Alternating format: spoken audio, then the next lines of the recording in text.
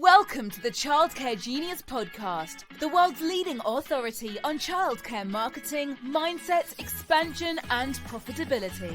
Each episode will feature interviews with the brightest minds in the childcare industry to guide you into becoming a smarter business leader. Our hosts have opened 10 schools while raising 5 children. They are certified business coaches and are the top-selling childcare business book authors of all time. This episode is sponsored by Childcare Genius Marketing. Let Childcare Genius Marketing help you get fully enrolled and fully staffed. Visit childcaregenius.com for more details. Let's welcome to the Childcare Genius Podcast our hosts, Brian and Carol Dupre.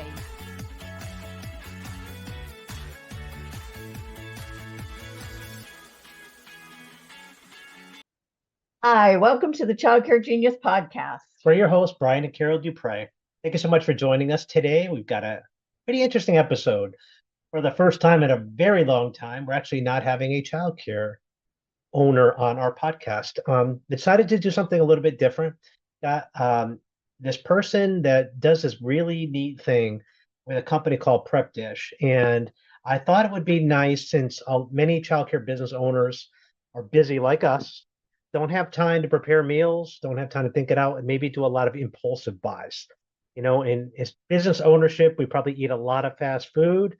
I know we used to be overweight, and because we never ate healthy, we're always on the road, eating in hotels, eating in restaurants, and at home, it's actually easier to eat unhealthily. Right. It takes a little bit of work to eat healthy.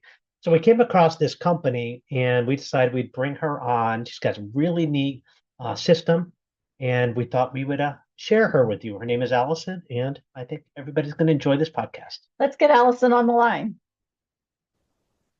Hi, Allison. Welcome to the Childcare Genius Podcast. How are you doing today? Hi, Allison.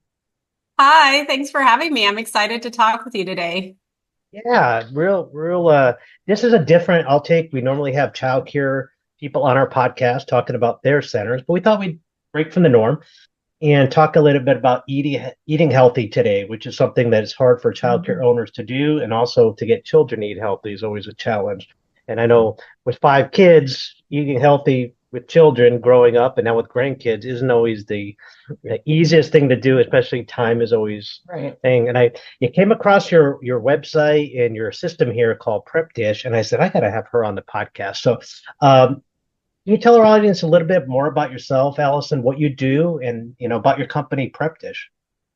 Yeah, sure. So I am a chef and dietitian by background. I'm also a mom to 3 little boys.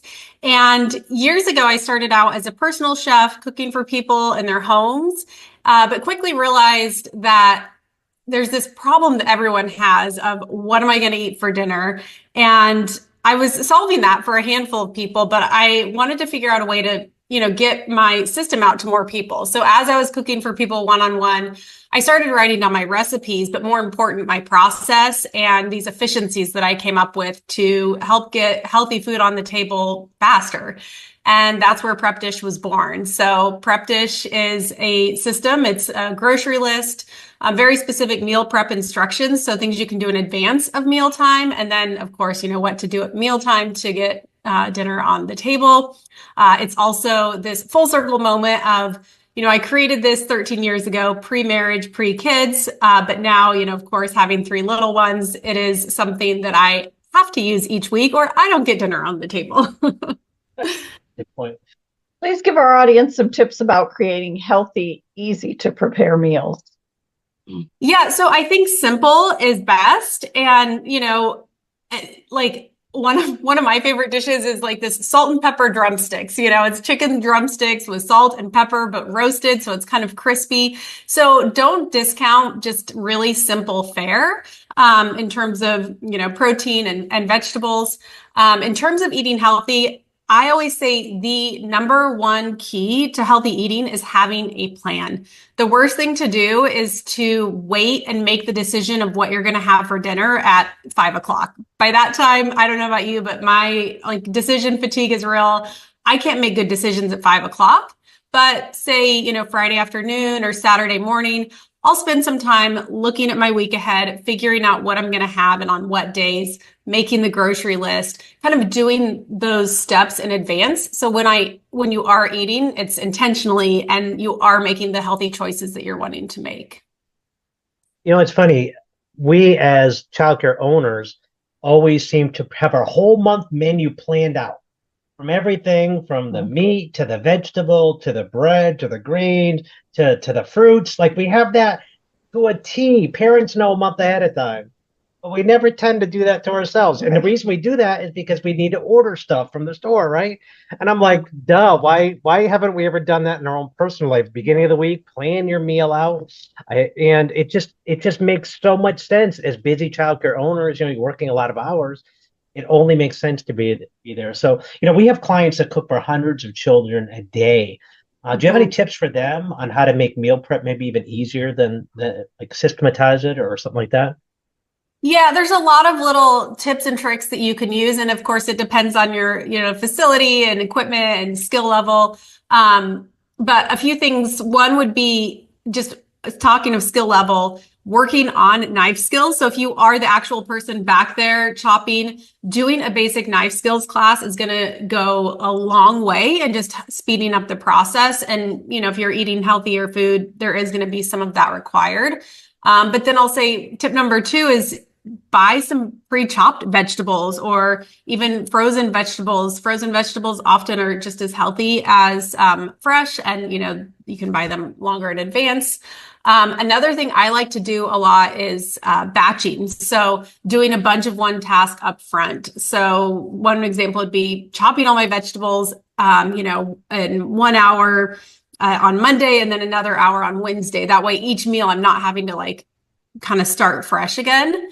Another example of batching is coming up with a sauce like a balsamic dressing and using it for 2 purposes, using it as a salad dressing and then using it again as a marinade or, some sort of like a pesto sauce or a yogurt sauce, and just making a big batch of that and then mixing and matching it and using it in a few different ways throughout the week, again, for sauces, marinades, that sort of thing. But just kind of figuring out ways that you can be more efficient once you are in the kitchen. So you're not kind of starting from scratch every single time and every single meal. Now, what would you recommend for leftovers? I mean, because obviously you got leftovers, a lot of there. Any ideas of how to make that maybe a little bit smoother? And when you're cooking for 300 kids, you get 20 kids out sick, you made extra food. What can you do with that? Yeah, I like to get creative with leftovers and not position it as leftovers for starters of okay, well now I have all these leftover vegetables. Can I then use them in the snack? So really looking at the menu in advance and seeing where could if there are going to be leftovers, where can I use those? Can I puree this, the bean salad, maybe puree it and turn it into a bean dip for the next day for the snack or something. So finding ways that you can use it, but maybe have it look slightly different. And you can even plan on that, having a chicken, but then the next day it's in a wrap or as a bowl. I think bowls are really good, just because you can mix and match, right? If you have a grain and the protein and the vegetable, but it's not all mixed together, people can kind of, they build their own. I know at our school, they do a lot of a Mediterranean bowl or something. At least I know in our house, I could eat the same food every single day. Carol gets bored though. So she needs to see some variety. She can't eat chicken 5 days in a row. I could eat French toast 6 days in a row. She's like, I get bored. So I see how you would want to do that, but maybe if you're listening here, you got to find out what works best in your family. I can't get away with it. I've got to keep her happy, because if I keep her happy, she keeps me happy. That's the way it works. All right, we'll move on. Do you have any healthy tips for meals while you're traveling? Yeah, so I think one of the top tricks when traveling is to make grocery stores your friend. I think when you're traveling, it's oh, well, I need to go to fast food or I need to go to a restaurant. But what I found the best thing to do is make sure to plan, especially as soon as if it's if I've flown somewhere with my family, our first stop is always the grocery store, because that's where you're going to find fresh, whole foods that are easy to buy. That's where I will lean on the convenience foods at the grocery store, meaning maybe I'll buy a veggie tray and we can use that as a snack, or some, pre-chopped fruit, like a thing of pre-chopped fruit. So it is kind of more convenience foods, but you're still going to be less expensive than restaurant prices. And of course, a lot healthier options there. And of course, like if I'm staying at an Airbnb, then I'll even try and do, some meals. A lot of times when I'm traveling, I'll do, aim for one meal out and then the other two in if we're staying at an Airbnb. Kind of depends on the schedule, of course. But yeah, grocery store is definitely your friend when you're traveling. Yeah, well, Carol and I spend probably a quarter of the year on the road traveling. And we started staying at Residence Inn because they have a kitchen. And it's a lot easier than going out to eat. We just go to the grocery store, buy food, heat it up there. Another thing we do when we go to restaurants, we realize that as we get older, we can't eat as much as we used to eat. And the portions are just so big in the US compared to the rest of the world that we just eat one. We usually have one small appetizer, which is usually a salad, and we split a meal. And it's usually quite enough. And of course, you can't have leftovers it's harder to have leftovers when you're traveling. So don't be afraid to under order. You could always have a snack later. Don't feel like it. And I'm the kind of guy that doesn't like to waste. If I order something, it's getting all eaten. So I've had to cut back on my eating for sure. So, all right, so let's pivot to something different. So what are some fun ways to get children to eat healthy? I know a lot of our business owners, they have children, and I know it's much more convenient. It's hard to get healthy fast food. They go through a drive-through. It's hard to do that. How do you get kids to eat healthy overall? Yeah, number one is modeling behavior that you would like to see. Kids are little parrots. So if you simply have something that you're eating, if you're eating it on a regular basis, they're going to become curious and, kind of model that behavior. Number two is to really watch your language around kids and food.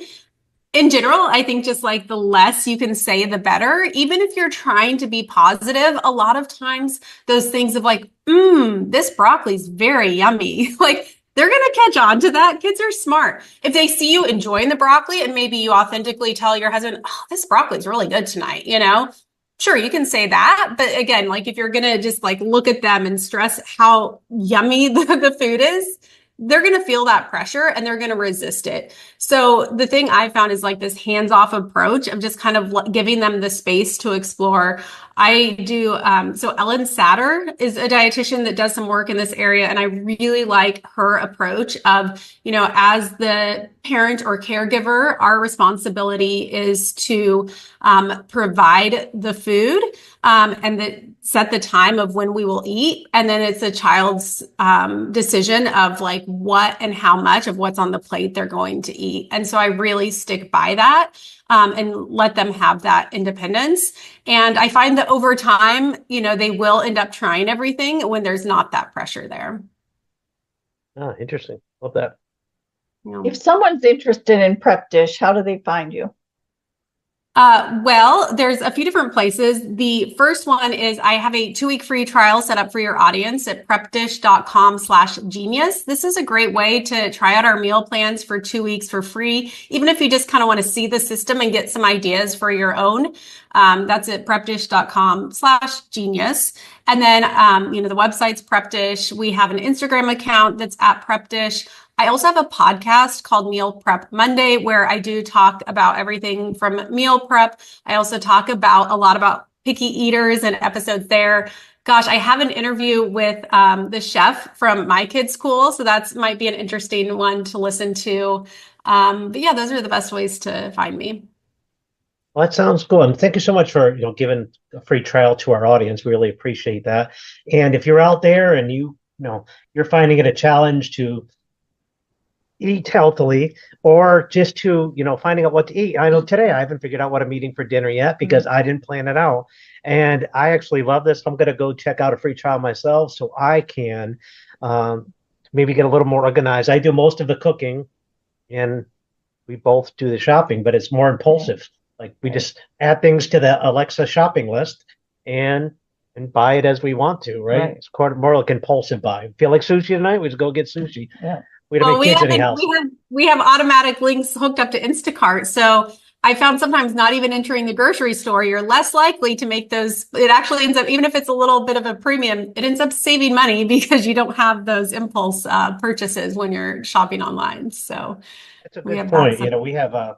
We have a local place that we could order online and just pick it up. So yeah, probably a lot less impulsive when you could plan out the week and do that and buy it ahead of time. And you don't get the enticement by the checkout line candy bar or the last minute things that try to suck you in to get you to buy. Yeah, good point. Good point. Yeah, how many times do we run in for one thing and end up with $100 worth of? I'm like, wait, how is this $100? I needed, an onion. Yeah, and end up getting 6 things that cost $100 now, right? So times have changed for sure. But yes, I love this. It makes perfect sense why we didn't do it. I have no idea, but I'm glad we came across you, Allison, and wanted to thank you for coming on the Child Care Genius podcast. And again, that's prepdish.com/genius to get a 2-week free trial. We put it in the show notes below that you could just go ahead and click in it. So we want to thank Allison Schaaf for coming on the Child Care Genius podcast today. We appreciate you. That was pretty interesting. It was. I mean, we've tried the box meals where you order them in, but then you have to pause it when you're gone, and you have to go in and pick your meals if you don't like the meals that they have. And this is just so much better. It's better. Anything for what you'd pay extra to have those kind of meals, her subscription, when it becomes paid, it makes it more than worth it. And think of the money you'll save at the grocery store. Right. So, if you have a little subscription to get these meal ideas, of course, we got a 2-week free trial that you can take advantage of. You don't have to do anything further for that, but at least maybe get you thinking about those lines. But I just am very impressed, and it just makes so much sense. Right. So I'm hoping you guys appreciated me having something different on. Maybe you got some ideas for you and your children traveling, or for at your school when you're cooking for hundreds of people. Speaking of hundreds of people, just want to remind you that tickets are now on sale for our Leverage Financial Child Care Genius Conference in Riviera Maya, Mexico. This fall in September, the last week of September into the first week of October. It is an owners only conference. Yeah. We have a $1 million guarantee. Bam. We guarantee you're going to learn $1 million worth of information or more. And we have that guarantee. You can read about it on our website. Nobody else will even put their money where their mouth is like we will. But we know you're going to learn millions of dollars worth of information. We absolutely guarantee it. So go to childcaregenius.com. Under the conference tab, go to the Leverage Child Care Genius Financial Conference. All topics are financial related. This is a child care financial conference. You want to learn finances in and out? We will show you how to make millions of dollars. And again, childcaregenius.com, conference tab, and the Financial Leverage Conference in Mexico. We'll hope to see you there. And this concludes this episode of the Child Care Genius podcast. Thank you for taking time out of your busy life to spend a little time with us. And don't forget to hit the subscribe button so you won't miss a future episode of the Child Care Genius podcast. And we'll see you next week. Bye-bye. Bye. Thank you for listening to the Child Care Genius podcast. If you enjoyed the show, please do us a favor and hit the subscribe button so you don't miss a future episode. Don't forget to visit our website at childcaregenius.com to see a list of services we offer to help grow your childcare business. Until next time, thank you for being a part of the Childcare Genius community.